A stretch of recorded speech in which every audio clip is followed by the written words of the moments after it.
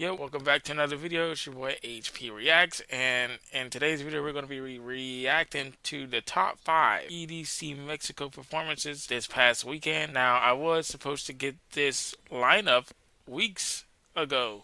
That was supposed to be done, but I never got to it. But now that the festival has passed over, I'm going to react to it. Before I do that, I want everyone to hit that like button, hit that subscribe button, tell a friend to tell a friend that I'm back in the business, and we're going to react to the top 5 that I've written down. This past weekend at EDC Mexico 2026, you had about 170 artists, 7 stages, from techno to tech house, bass house. There was a lot of Mexican acts, of course, and I realized this year, for the first time, they actually had the live stream on Insomniac Radio, so that was a big plus. In the past, I've always had to look at 1001 track lists for the live sets, but I got to watch it in real time. It was a very beautiful thing to experience. Now, I'm about to get into the lineup, and we're going to start out with Hardwell. These are my top five live sets, and then at the end of the video, I'm going to mention some honorable mentions, because there are just so many artists that performed that weekend, and I want to make sure that I touch on different genres, and especially the Mexican artists that put on for the festival, because EDC was in Mexico and they are going to book Mexican artists to perform. Now, like I was saying, we're going to start off with Hardwell. Hardwell is the number 5 artist that I had to watch on YouTube because Insomniac Radio did not broadcast that. And I liked that set. It was very dark, big room techno energy, very mainstream, had a little hard style in it. He even threw in a classic, Don't Start the Madness, one of my all-time favorite old school big room classics from him, like that one. And then we got, let me look at this list here because I wrote it down. We got that, we got Hardwell at number 5, big room techno, a lot of rhythm in that set as well. And if you wanted to wake up the crowd, every festival has to have Hardwell somewhere in there.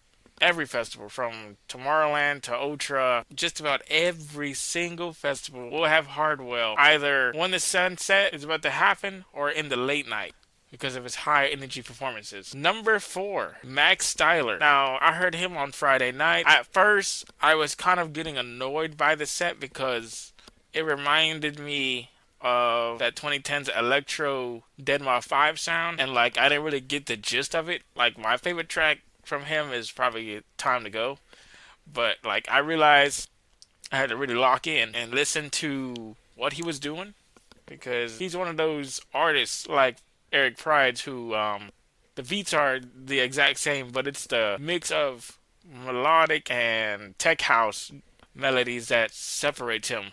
So he's like the 2010 upgraded version of those artists. I like that. Very emotional synthesizer music right there. I first heard him at Club Space Miami. They uploaded the set. I liked it. It was pretty chill. A lot of unknown tracks from a lot of unknown artists I've never heard of, but I'll tap into them. That was on Friday. And then we got number 3, Bolo. Now that guy, he's an up-and-coming DJ and producer from San Diego. This is my first time hearing Bolo live, actually. Through research, I found out that he's played at Beyond Wonderland and EDC Las Vegas. I first heard him on day 2 of the festival, and he is an actual very high techno-based DJ. He mixes Latin flavor with house and techno. But it's authentic, though. It's not for the mainstream appeal. It's not to chase some kind of clout. I love the crowd reactions to a lot of his music. The techno mixes were perfect. You can tell he understands the momentum and the rhythm. I don't think he's one of those pre-recorded DJs. He did very good. Never heard him before. I am excited to see what that guy has in the future, so put him on the new artist to watch out for radar. He's incredible. After that set on Saturday night, I'm going to be looking forward to his new releases and see what other festivals he plays at. And yeah, we'll see what he has going on in his career. Now, One of my favorite back-to-backs, before I get to the number one back-to-back set of the whole weekend, was Crystal back-to-back Summer. That old school groovy house music. This was smooth start to finish. I'm going to break down each artist individually so you can understand who they are as a solo artist before they connected together to do the back-to-back set. Also, before I continue, I will put some of the live sets that are available in the YouTube description so you can hear it on your own and listen to it full with no interruption. Now, we're talking about Crystal and Sommer. Never heard those artists either. That's what I have realized about EDC's lineup this year. There's a lot of underground artists on there that are either from the techno scene or the Latin Mexican scene. And they did very good with broadcasting that over the airwaves on the Insomniac radio app. 30 years of Insomniac Records and the 11th year of the festival.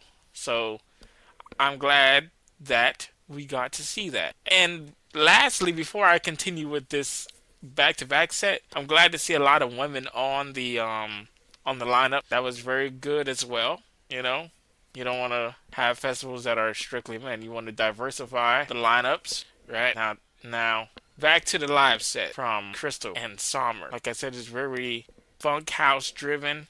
It was that melodic house energy as well. Now, let's start with Sommer. He's a rhythm based artist. It's very easy to listen to.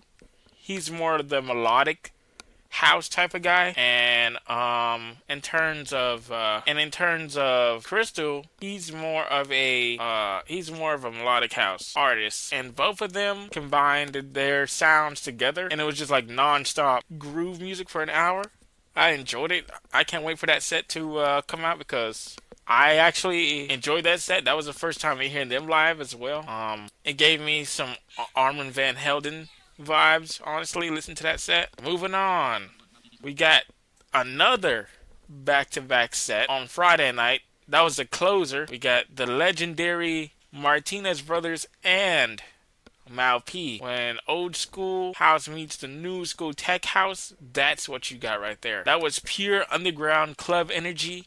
That was my number one highlight of the entire weekend for this festival. There was no hands up moments, no mainstream appeal, just that was just pure house energy right there. You know what I'm saying? That was something very special I'd never seen or expected. So these other festival agents better pay attention because that was something legendary. You know what I'm saying? And they had probably like an hour and 25 minutes. And there's a lot of tunes that people are probably going to be looking for on 1001 track lists like myself. Because, that's what we do over here. We're always looking for the exclusives. We're always looking for the gems. And I feel like what made that set so well was it wasn't just like one DJ playing after the other. They one of them turned on one tune, the other one. This was like they were all thinking the same. It was just non-stop. Now, this reminded me of the first Martinez Brothers set that I heard on the BBC Essential Mix. Years ago, I heard that set. And it just reminded me why we have to embrace that genre. There was some classics thrown in there as well. It was a beautiful thing to watch as a newer person into the scene. But I'm always willing to learn more. And, that's what that set was really about. That was... If they would have gave those two hours for a live set, they would have been untouchable for the whole weekend. Absolutely incredible. Now, moving on to next set, because we're done with my top 5, and now it's time for the honorable mentions. Oh, starting at number 5, we got Tate B on day 3 of the festival. Classic 2010s hip hop mixed with wobble and dubstep and trap music. He's one of these artists that you still need to watch out for.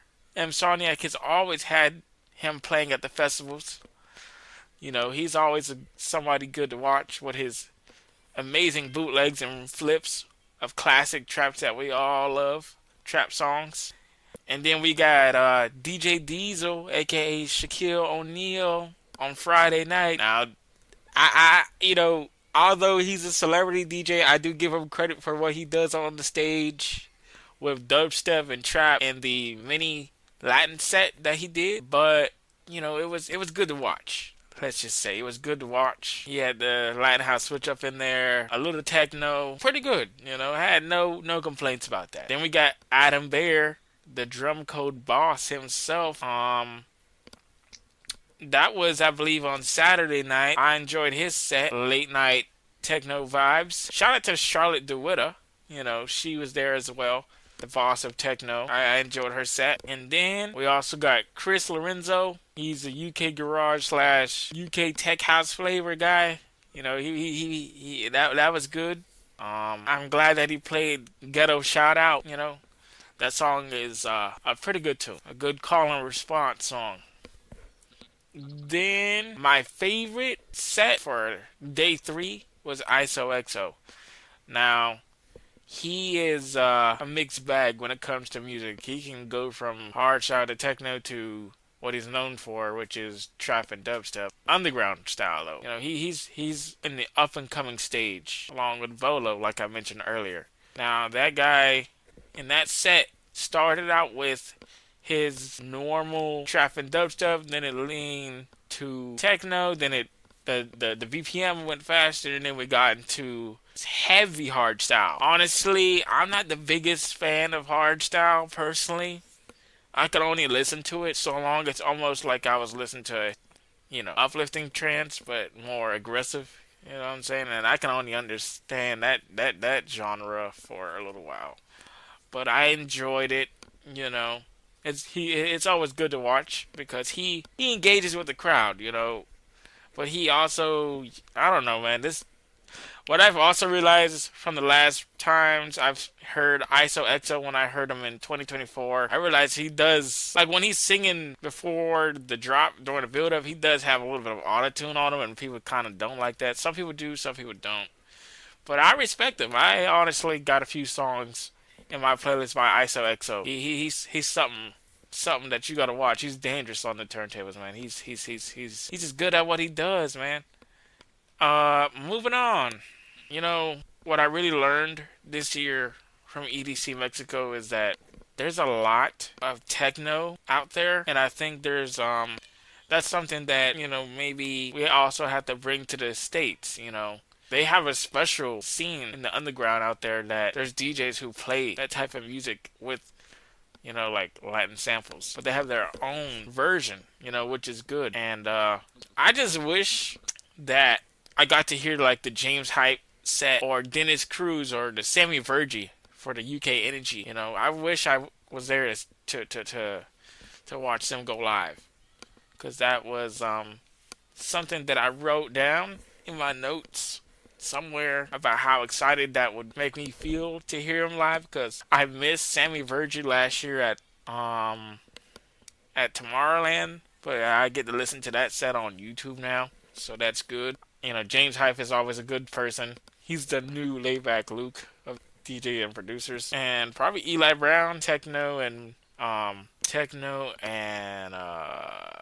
house crossover guy. Those are the 2 live sets I wish I would have saw. But the Martinez brothers back to back, Mal P, something special. Now let me know if you also listen to the Amsoniac broadcast of EDC Mexico. The next festival lineup I will be reviewing is A State of Trance, the 25th anniversary, going down this weekend in Rotterdam. Y'all let me know what sets y'all listen to, and we're still cracking down on some IDs from a lot of the artists that played this weekend. So y'all let me know your top 3 favorite live sets from EDC Mexico. And that was HP review on EDC Mexico. We'll see you in the next video.